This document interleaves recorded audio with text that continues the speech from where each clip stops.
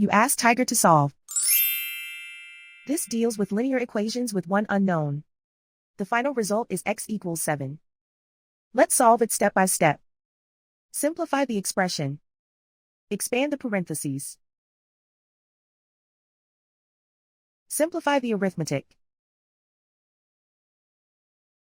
Group all constants on the right side of the equation. Subtract 15 from both sides.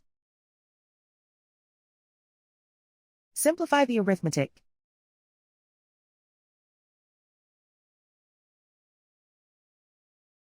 Isolate the s. Divide both sides by 3. Simplify the fraction. Find the greatest common factor of the numerator and denominator. Factor out and cancel the greatest common factor. And so the final result is x equals 7.